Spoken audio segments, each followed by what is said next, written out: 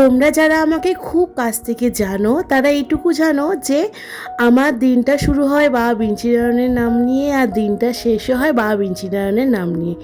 সে কারণে প্রত্যেক দিন ঘুম থেকে উঠে ঠাকুর পুজো দিয়ে ঠাকুরের কিছু মন্ত্র পাঠ করে চলে আসি চা খেতে। জানো তো আজকে রাত্রে ঘুমটা এতটাই ভালো হয়েছিল যে ঘুম থেকে উঠে মনটা চা চা চাইছিল, সেই কারণে নিয়ম ভেঙে চা খেতে বসে পড়লাম। তোমরা অনেকেই জিজ্ঞেস করো যে আমি দুটো হাঁড়িতে ভাত কেন বসাই। আসলে আমরা চারটে মানুষ আর দু রকম চালের ভাত খাই। কেউ খায় মোটা চালের ভাত, কেউ আবার সরু চালের। যাই হোক, আজকে না লাল শাক করবো, সেখানে বাবাই লাল শাকটা কেটে দিয়েছিল, সেটা ধুয়ে নিলাম। এদিকে তার জন্য ব্রেকফাস্ট বানিয়ে নিলাম, চা, তার সাথে 4টে পাউরুটি। আর আমার জন্য পাকা পেঁপে, ওভারনাইট সোক ওটস, তার সাথে 4টে আমন্ড, 2টো খেজুর, এরকম মানে হেলদি একটা খাবার। শরীরটা না একটু ভালো যাচ্ছে না, হয়তো গলা ব্যথা কাশি এগুলো হয়েই থাকবে।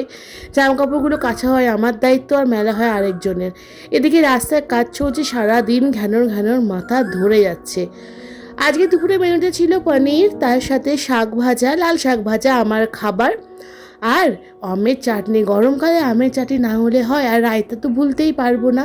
লাঞ্চ করে ওয়েব সিরিজের বাকি এপিসোডগুলো দেখে তারপরে চলে এলাম সন্ধ্যেবেলায় চা খেতে। 4টে ওটস বিস্কিট খেয়েছিলাম, ডিনার কিছু করিনি, কিচ্ছু খেতে ইচ্ছে করছে না, শরীরটা এতটাই খারাপ লাগছে। যাই হোক, কাল আবার দেখা হবে।